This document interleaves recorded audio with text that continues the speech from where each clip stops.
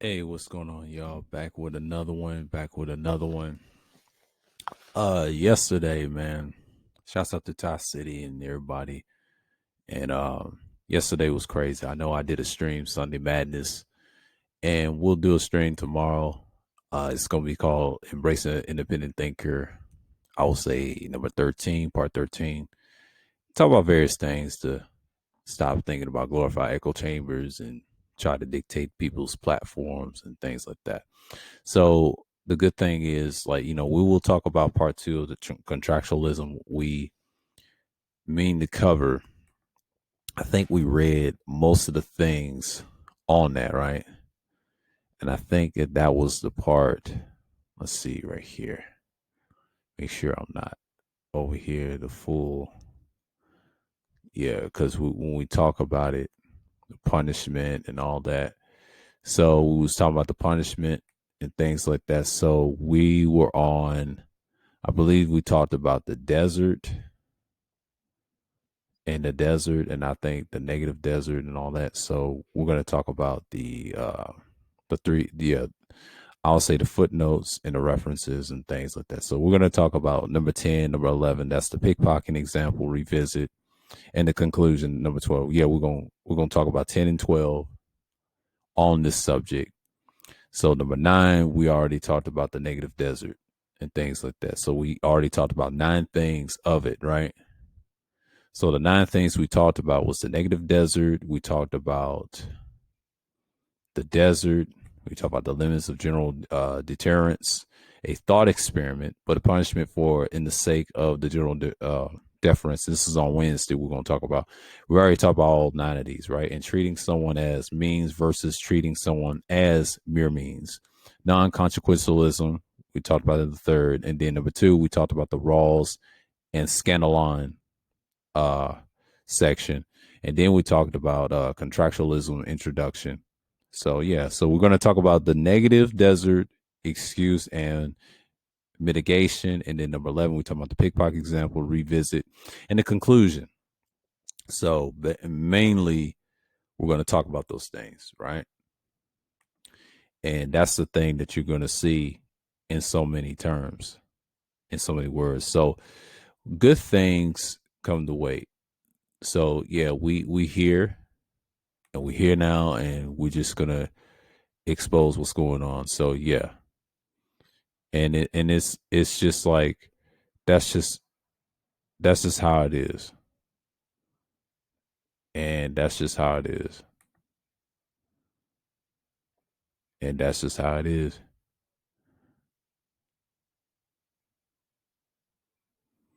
That's just how it is.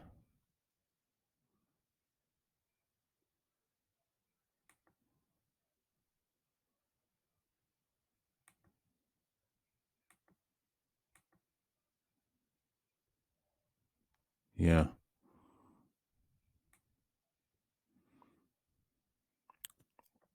yeah. It was certain people going in so many words, but the good thing is that's how it is.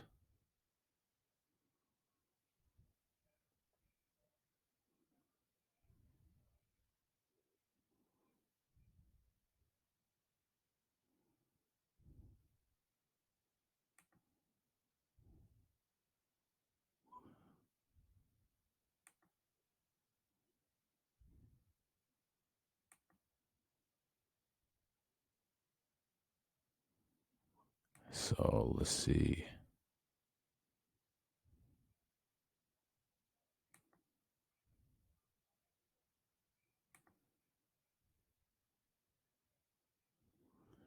Yeah, I'm gonna look at it real quick.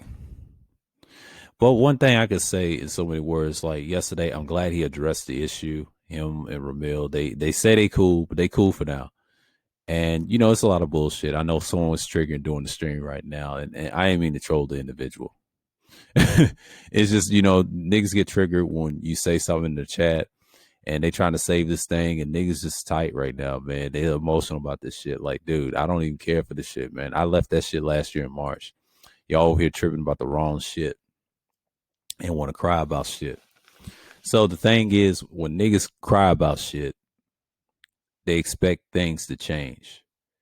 And Ty City told you, and Ramil told you, they their own man. I'm the same way. I'm my own man too. I'm my own man because I think basically when you're in your own man, you have responsibilities of what you do outside of this. You know, we are all men over here, and I respect that. That's why I respect their platforms. Each person is different on their content.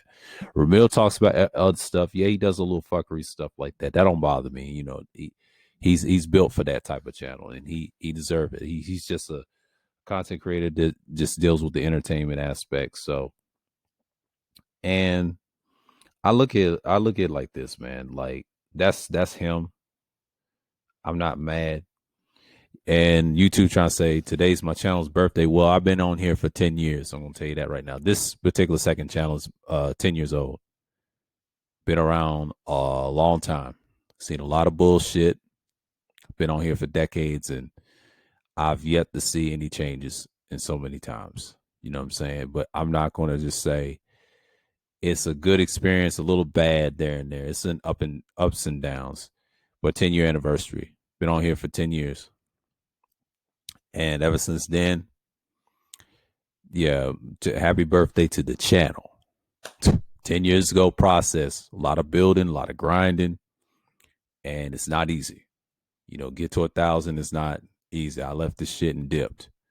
But people gonna know that I do that type of content. So I'm not dead over here. It's just I'll be back. You know what I'm saying? And I'll be in full force. So when you got niggas getting mad at you left and right, I'm not even worried about it. You know what I'm saying? Like I'm just a content creator on here, and I just move on and talk about various things, and I just like, all right, I'm here. Playoffs is hot, it's spicy, but you know what I'm saying. But you know the NBA has gotten interesting numbers, but the Nets got destroyed like I predicted, man. Like the NBA is on cloud nine, man. Yeah, it was a close game though. It was a close game. The Celtics beat the brakes off them, you know, but it was a close game. And the Nets get what they get, you know, because ain't nobody studying KD. Them guys is finished. They can't lead the team. And then the Suns. Oh my God, the Suns, 110 to 99. I'm not as surprised about that score. You know, the Suns, I told you they're a better team. They're gonna destroy the Pelicans. That's gonna be a sweep. I'm calling it right now. That's gonna be a sweep. The Celtics, that may go to 6 games. The Hawks and the Heat, that may go 7. That may be an upset. I'm calling it right now. That could be an upset because the Hawks has been down the conference finals before, so the experience is there. So the Hawks has a shot of going. So you know what I'm saying. Both these teams, this may go game 7. Hawks and Heat are game 7. Even though I like both teams, I like Miami and the Hawks. Those are my 2 teams that I like in the Eastern Conference in the same division. And that's it. That's pretty much it. I'm much of a Heat and the Hawks because I like both of them. I like the history of the teams. My favorite team out of the Eastern Conference is the Bulls, but every other team that I do like seeing besides the Bulls, always pick those teams. They're better. They're nice to watch. You know, I like certain parts of the NBA. I'll say it like that in so many words. Neutral with the Sixers. Sixers, they may destroy the Raptors. They may beat them in 5 games or a sweep. They should have no problems against the Raptors. The Jazz should beat the Mavericks, but the Mavericks, they young. But you know, my Mavs should beat the Jazz technically. Shouts out to the Mavs.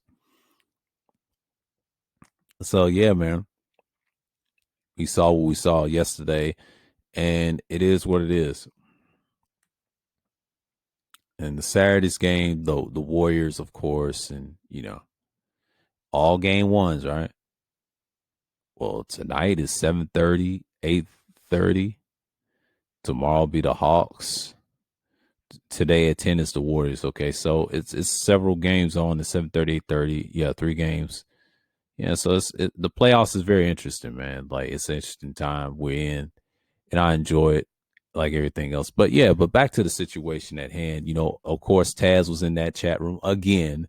Didn't respond to the nigga, but hey, niggas was getting triggered by what he was saying. But he was getting in their feelings. Niggas was getting upset, and they was like saying, and they said, "Why are you defending?" And then I said something slick about him trying to save the manosphere. You know, I think it was Kuda, and I said that, and he got triggered. I was just trolling him, you know, just classic trolling. He tried to say it in the journal. No, he got offended. And it is what it is. I'm not really mad why people get upset on my style of trolling. It's certain words. It's soft language. Soft language hurts their feelings, bro. That's just what it is. And I think people just need to calm down and just relax, bro. Like, it's just a simple troll. And then yesterday was just crazy, right? I didn't expect people to get triggered like that. You know what I'm saying? I'm not even worried about what's going on over here. And people just get emotional. And that's just how they get down, you know. And I understand what certain individuals don't like what I'm saying. And that's just what I'm hearing. And you see this stuff, you don't get upset about it. And that's just part of it. But that's just something I picked up on a long time ago, right? And that's how you look at it in so many words. So I'm not really bothered by anything.